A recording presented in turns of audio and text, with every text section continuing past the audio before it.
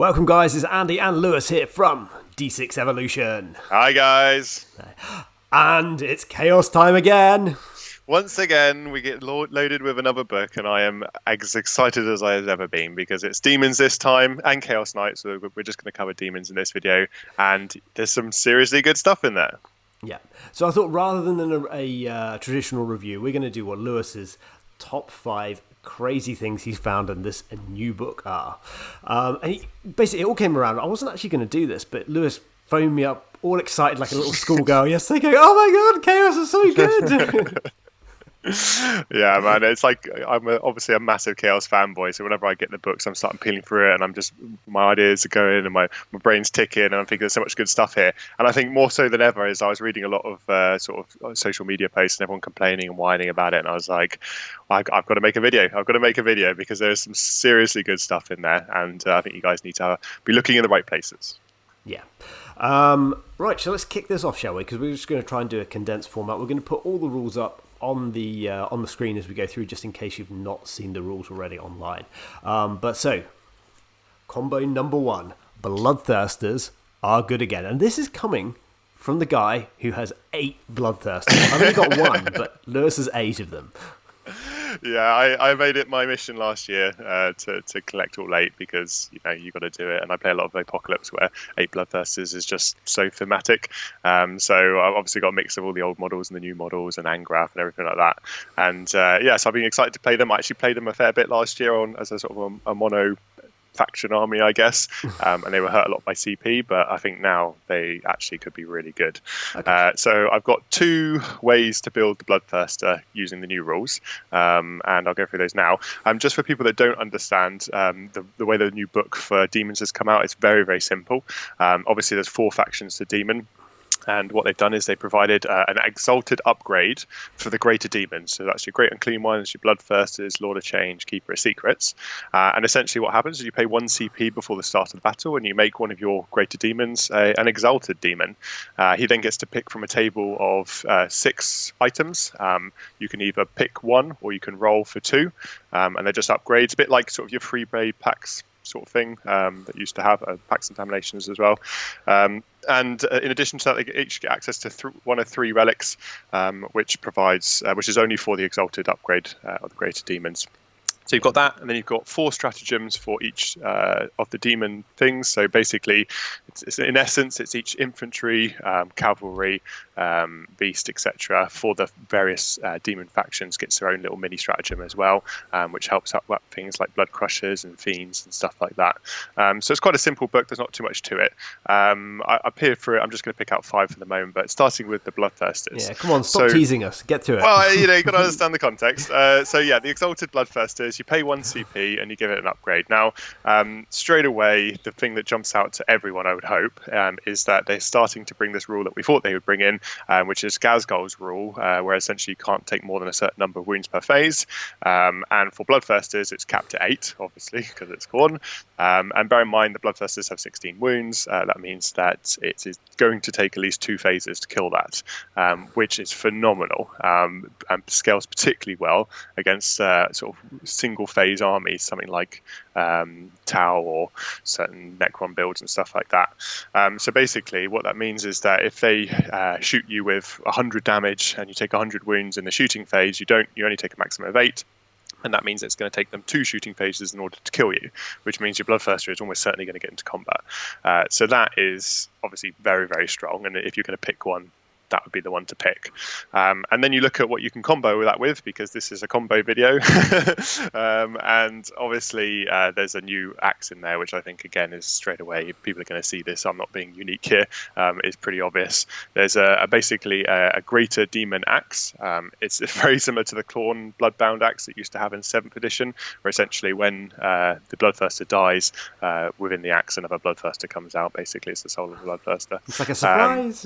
It's a surprise. So basically what that means is that it's a relic demon axe, and when the bearer dies, On a 4+, he gets back up at the end of the phase with D6 wounds remaining, which is so good. So that Bloodthirster is going to at least survive for 3 phases, right?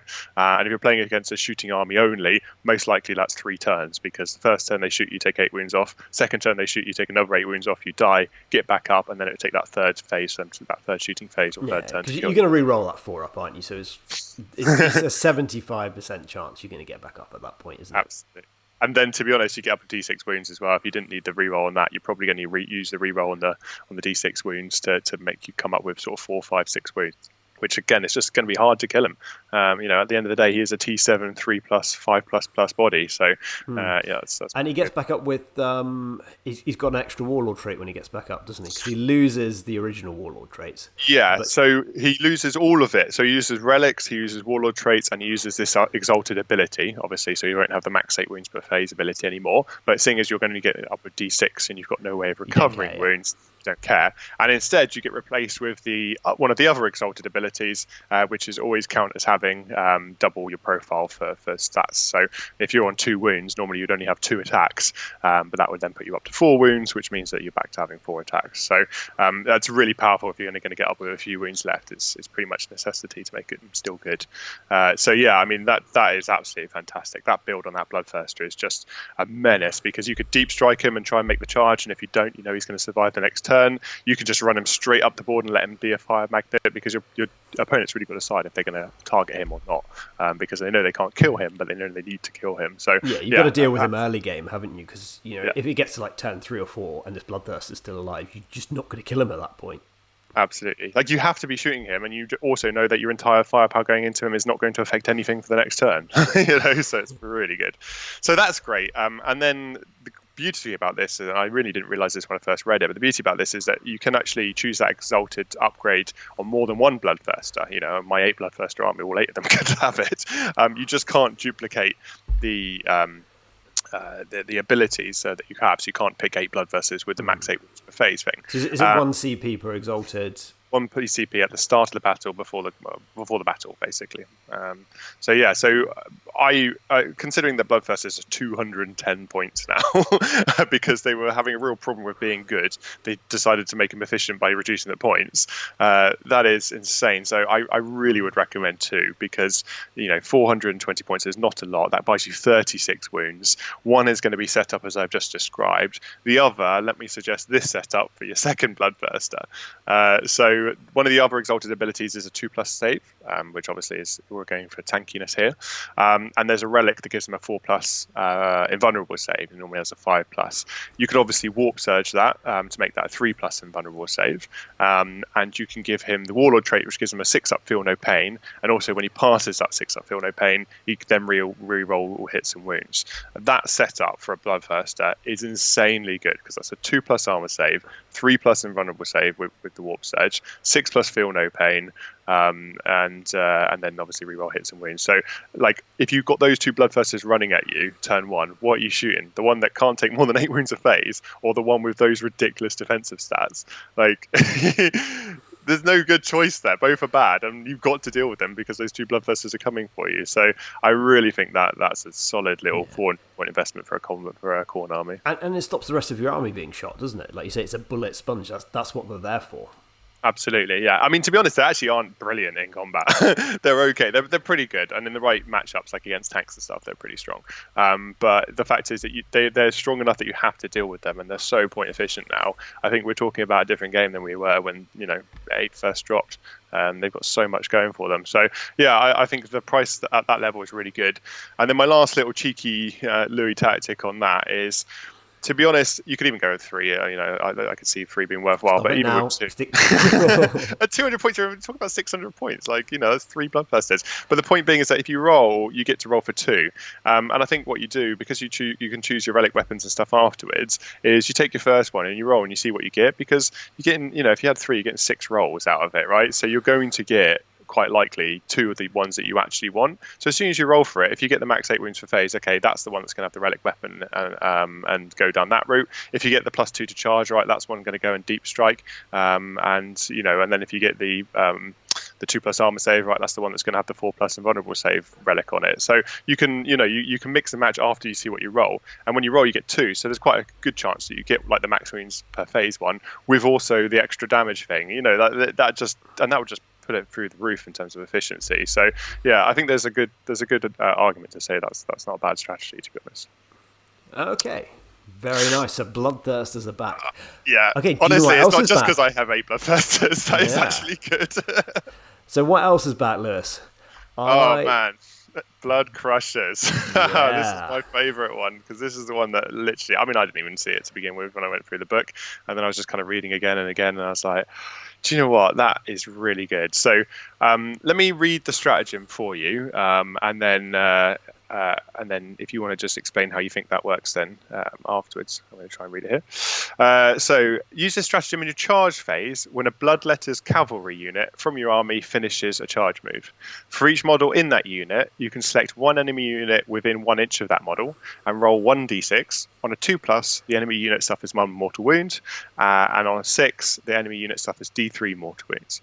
If these mortal wounds destroyed all enemy units within 1 inch of your unit, it can, if you wish, immediately declare another charge. How do you see that working then, Andy? For starters, that is very, very strong. And I think gone are the days where mortal wounds were a rare thing in the game. Yeah. But this is super strong. For a start, I think you can combo this with the 3d6 charge, so you're likely to get in. Just a point on that, actually, people may have missed that. The Bloodletter keyword was added to Blood Crushers later in a more recent FAQ. So previously they weren't able to take the Banner of Blood, but now they are, so that gives them the 3d6 charge out of Deep Strike. So good. So these guys are getting their charges in, and with a 3d6 charge, that means you're going to get big charges, which means you're going to position these guys where you want them to be, and they've got a very big basis, so you're going to be able to get them into... So you basically got 2 ways. You can either get them into multiple units and try and max out your amount of mortal wounds, or you can aim to kill 1 unit completely, and the really good thing about this is you get to charge again, so you get to redeclare another unit. And I'm not sure, would it work that you'd still get the 3d6 charge for the second time? You don't get it because it's once per battle, so you get it on the first charge. So you'd only still get the 2d6, but you get to redeclare things, so usually you can only ever fight things within 12 inches of yourself. Mm-hmm. Yep. But now you get to redeclare, so then you can go another 12 inches. It's insane. You don't get to do the mortal wounds for the second time because it doesn't. The stratagem doesn't last to the end of the phase, unfortunately. But you get to fight twice. You get to bounce off units. A 3d6 charge and then a 2d6 charge, plus your So that's absolutely amazing. I think the key thing to remember here. Sorry, you could go. Yeah, the one thing I would say with everything we're talking about in these reviews is obviously we're talking about 8th edition rules here. We're not expecting the 9th edition combat rules in particular to be any different than they are at the moment. There'll probably be some little tidying up, like you can't fight again unless you're within an inch of something. But beyond that, I don't see the 9th edition rules being very different. But anyway, carry on, buddy. Yeah.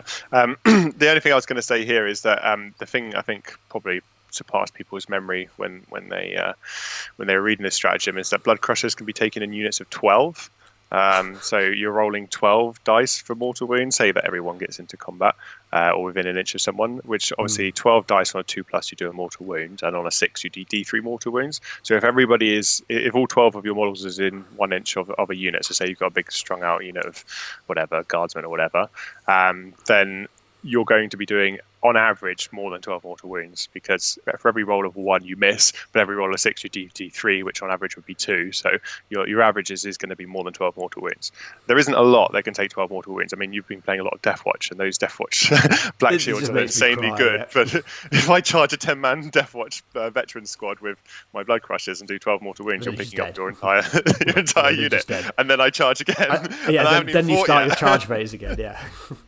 Exactly, and Blood Crushers are really good. The thing is that people have kind of got lost in the history of things. When Bloodthirsters came up, they were really expensive. They didn't have a way of getting guaranteed deep strike out, and they were just, I mean, they were still quite offensively good, but they had no survivability. So no one took them, and everyone said they were garbage units, and they absolutely were. Then they got the 3d6 charge, and they got a massive point reduction. But the problem is they still had no survivability, and they didn't have any sort of pizzazz about them. Now they've got the points reduction, the 3d6 charge, and an insanely pizzazzy ability to absolutely munch a unit. And then still, remember, you charge in 3d6, hit that, mortal wounds it, charge into the next unit, fight that unit, and then you can fight again. And I tell you what, the amount of attacks that those guys are putting out, because I think the steeds will get 3 attacks. I think they get about 5 attacks each or so. They're all heavy AP, big strength attacks, double damage on sixes. Like, they will absolutely mince the thing that they're fighting in, and then they get to fight again. I mean, that thing could go for. Say you were playing your Death Watch and you cocked up. Just stop bullying my Death Watch. Well, I'm just saying you could go through 3 squads of veterans with them, like, no problem, like, easily. Well, at least 2 anyway, but maybe even the 3rd. So yeah, it's like it is so good. That is just such a heavy hammer in your army to back up with some more amble kind of style defensive units. So yeah, like those Blood Crushers are. I mean, there is 12 of them. It is 500 points investment, but yeah, it will mince a knight. It will do anything. So, and it's reliable. Can you re-roll the deep strike charge? Yeah, so if you're a Khorne, if you have a Khorne character with a low key, which means it's a Khorne only detachment, then you're re-rolling charges. Oh, and bear in mind, it's +1 to your charge as well, because you'll take the icon. Of course, so it's 3d6 +1 charge, and then 2d6 +1 charge, and you're re-rolling. Like, it's very unlikely you're going to fail. Okay, that there is amazing. Okay. Well, that's the best. So good. The video goes slightly downhill from here. So next one, combo number 3. Let's move away from Khorne, and I guess the next one isn't so much a combo. It's a little bit combo, but it's just something that I think is brilliant and worth mentioning, and that is that Nurglings now get reanimation protocols. Yeah. So anyone doesn't really play with Nurglings. Nurglings are really, really good. They've always been good. And in particular matchups, they are insanely good, like against Grey Knights. But Nurglings just got even better. Yeah, absolutely. I've been running, I mean, almost every Chaos army I have, I look at the Nurglings.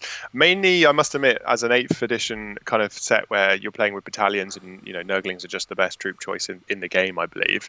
But as we move into 9th, if that's no longer so important, I might think about it. But honestly, troops that can deploy outside your deployment zone anywhere on the board, they're incredibly survivable. And I've mentioned it on videos before. I run the 9-man unit, 8 or 9-man units, because that's 4 wounds per base in a 9-man unit that can have a 4 up and vulnerable save and a 5 up feel no pain against damage on weapons. It doesn't even matter that they're T2. That is so survivable.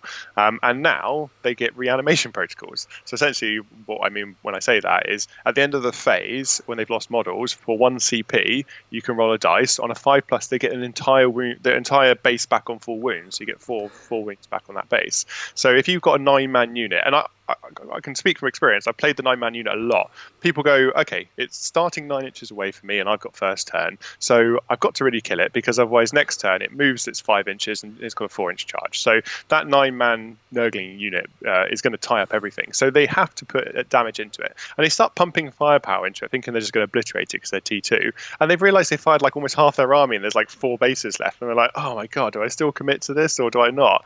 Well, I can tell you what, at the point where they decide not to commit to it and then you roll, 5 dice and get 3 or 4 back up because you roll hot, it's just like completely negated their entire first turn for 1 CP on the most basic Nurgling troop choice. Like, it is so good. Yeah. Some people say, they only get the feel no pain against 1 damage weapons. If people are putting multi-damage weapons into these things, you're laughing at that point. Absolutely, and they have to, because that's the only way you can kill it. Because if you're just going to shoot it with heavy bolters and assault cannons, you're going to waste too much firepower on it. And if you pick your big like las cannons and stuff into it, then you're not putting those into other things. And if you don't, they're in your face. It's just the perfect setup for competitive play. So it really, really is so good. What's some little tips and tricks you could do with the movement on those when you put those models back then, Andy? Because you're the master of model placement, eh? So we're looking into this, and apparently you have to put them back in coherency with a model which is already down on the table, which is a shame, because otherwise the shenanigans would be very silly. But I think the way you spread out your unit to start with, and then you remove models. You basically remove them so you're out of coherency. So you have a lot more positions you can put your models back in. Yeah, and I guess I guess the idea is that you're trying to do shenanigans, like you're trying to alter people's charges, their pile-ins, by putting models in really annoying positions. Yeah, yeah, that absolutely there is the thing I've really got to lean heavily on, because it happens at the end of any phase. So if you were to do it like, say you were to, for example, say you were to charge in to make a charge, and then they shoot you and you lose it in Overwatch, you put that model back in order to be able to decrease your charge range, because you can put it 2 inches forwards and it's a big 40 mil base, so then it's giving you another sort of 2 inches or so, so all of a sudden you're 4 inches closer on your charge. If you it wouldn't work, because that would be the end of the phase. You'd have to do it. So if you did the Overwatch, that would be the same phase. True, yes, it would have to be in the shooting phase. But it's more, I think it's more of a reactive thing. So like if your opponent shot you and then they're going to try and charge something else, you go and stick the base back in the middle so they can't get through, if it's a knight or something big like that. Oh yeah, exactly. Yeah, knight's trying to get through a gap to make a charge, and then obviously you get the model back and just put it there. So yeah, that's really strong. Yeah. I think the other thing to touch on is that you've been using Nurglings a lot, even before this, with the Grey Knights. Yeah. And how effective that is, because Grey Knights are a top tier list at the moment. Yeah. And do you want to quickly just tell everyone about that if they don't know already? Well, if you're playing demons, and if you're listening to this video and you're excited, that's probably because you're playing demons. Obviously, you've got to remember that 2CP stratagem in the Grey Knights book that brings a unit back when it's dead that's been destroyed by a Grey Knights unit at full, just at full starting strength, and you re-deep strike at the start of the next turn or in the start of your next movement phase, 9 inches away, or end of your next movement phase. So it's an 8-man squad or 9-man squad of, I've been running 8, but it's normally a 9-man squad of Nurglings. You put them down as a screen. They get shot, they get mortal wound. Obviously, the Grey Knights army is a heavy psychic army that relies heavily on its 4 wound, mortal wound smites.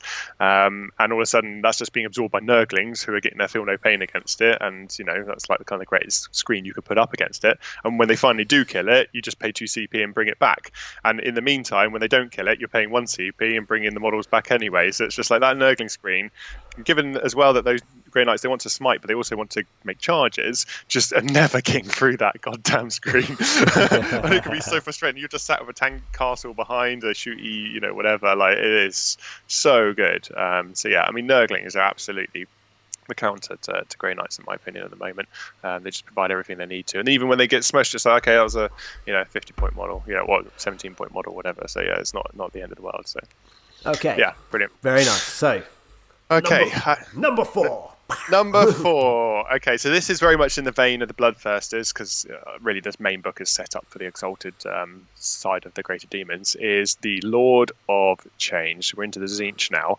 And if you don't know, Lord of Change was already really good. Daniel Eusterdon has been playing that Lord of Change, and it's scary, honestly. I didn't really rate it until I played against it, and it's just so strong. So what makes it strong at the moment is it's a big T7, 16 wounds, 4 up and vulnerable save body.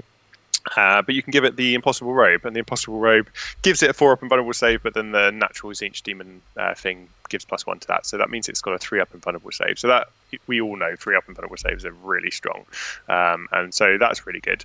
In addition to that, you give it the Warlord trait that reduces the damage by 1. So all those 2 damage weapons that are so prevalent, all of a sudden doing 1 damage. So it's just like, it's so frustrating. So that's already there, right? That is already a thing, and then it's just smiting mortal wounds, and it's 250 points. So it's a little bit expensive, but to be honest, you put it out there, it starts on the board, you deep strike everything else out, and your opponent's just trying to deal with that for like 2 turns or so. So it's just a good distraction card effects is a great way to describe it.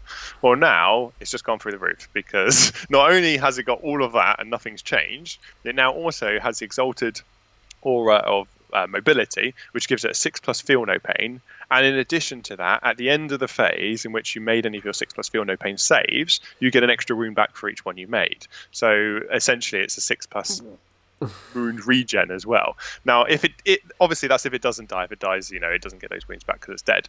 But all of a sudden, you've got a 3+ invulnerable save, of which you can reroll one with a CP, and when you get towards your last lives, you can reroll the other with the relic. Impossible Robe lets you reroll one per game.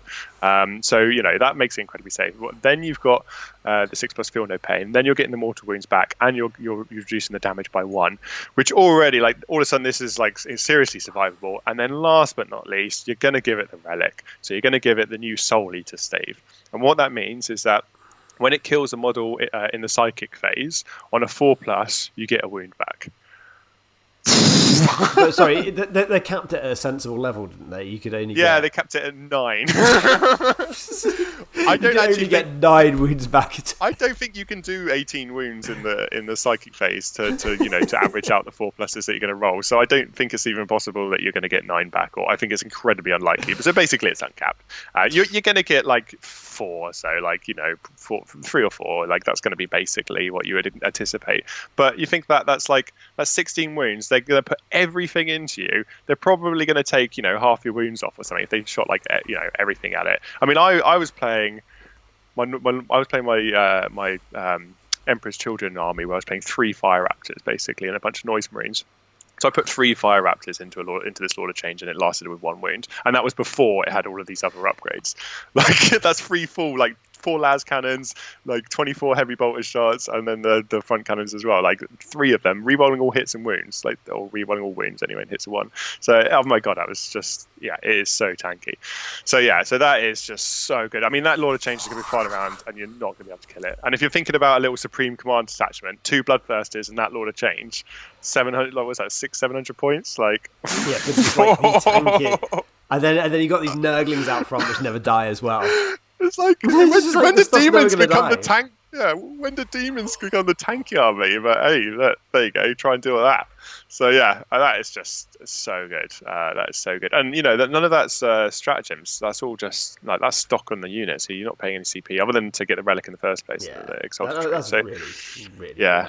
The only thing is you look back at some of the other stuff, that Blood Crusher, for example, combo. You are spending 6 CP on it and stuff. Whereas the Lord of Change is just I'm paying 2 CP. Blood Crush is a race, buddy.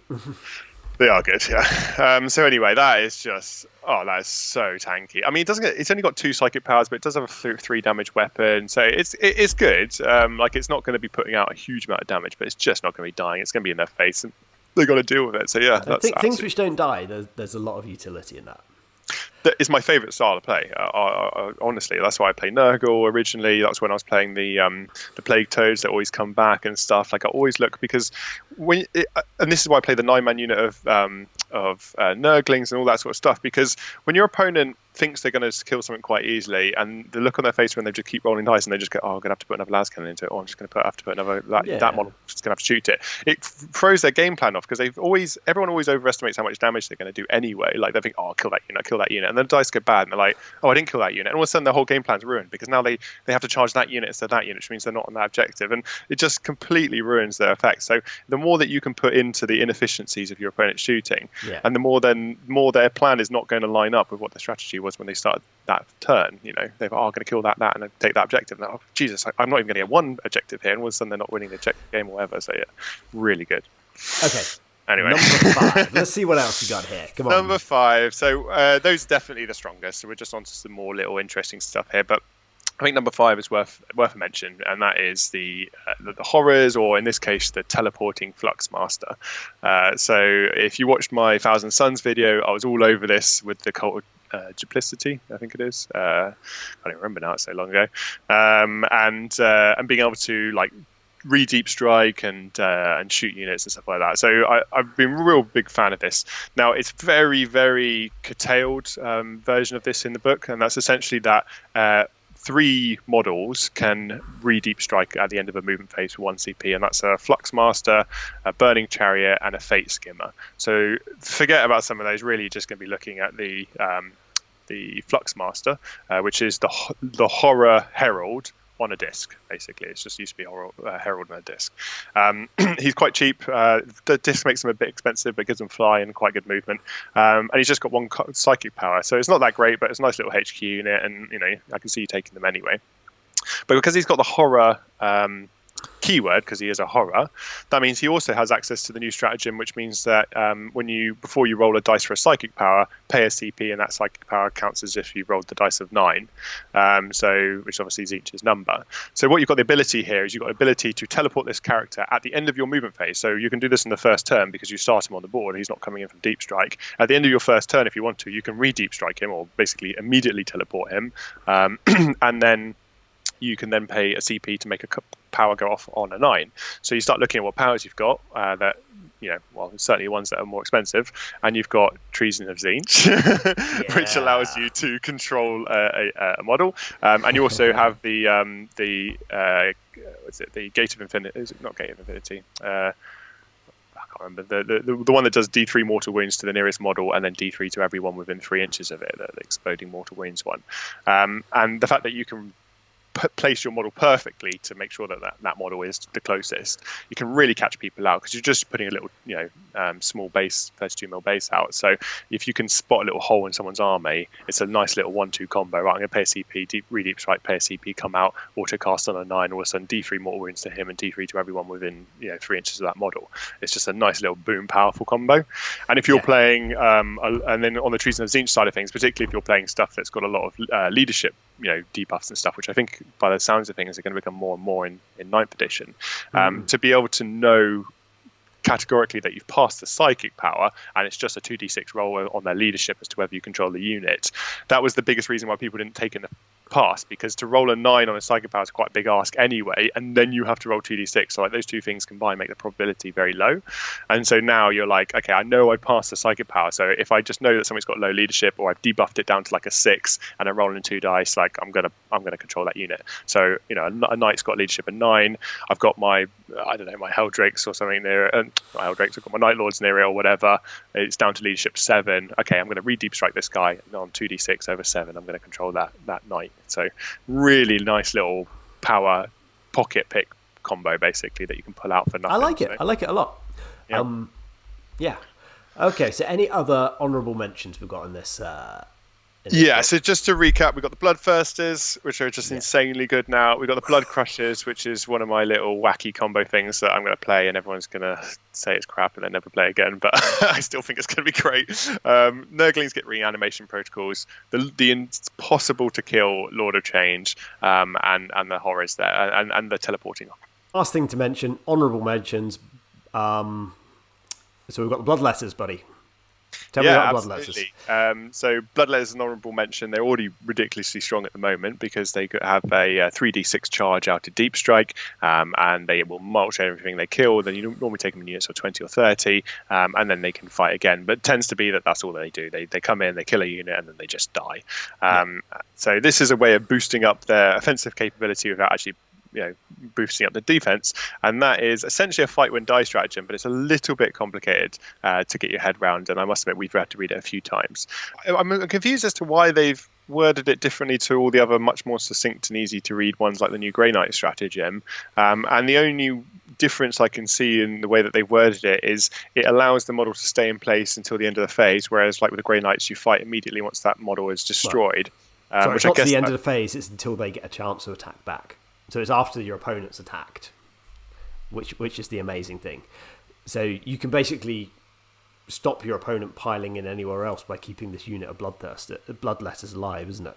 Yeah, absolutely. And I think that's the key difference. It is a very long sentence that doesn't make a lot of sense, but I believe that the whole point there is they get to fight on a 4+ when they die, but you don't remove them immediately when they die, which stops piling, consolidates, and fight against, because they stay there until basically the end, and then they get to make all their attacks, and then they would die.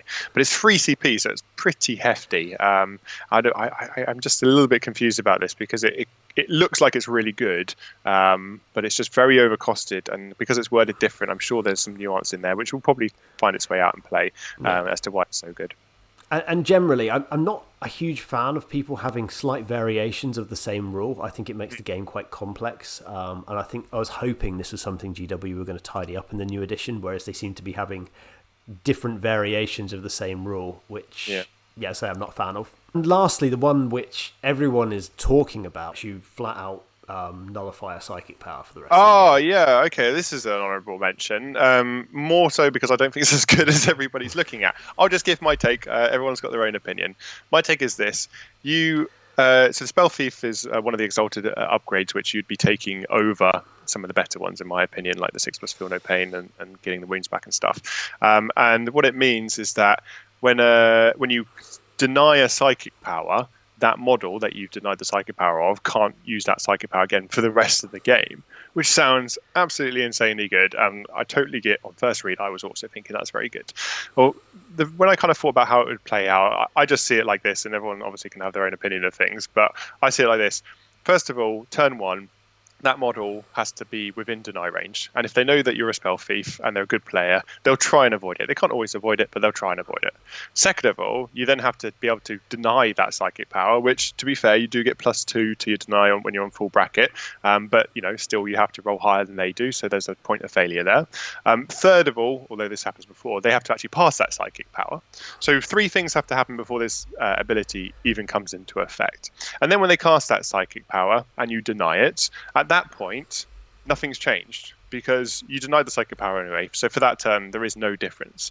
Going into the next turn, if those 3 things happen again, so that they keep themselves in range of deny, they manage to pass their psychic power, and at that point, instead of having to roll to deny on the +2, they're not able to, or essentially they weren't able to cast the psychic power.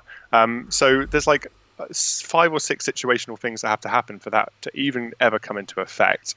And if you're a good player, you'll play around it.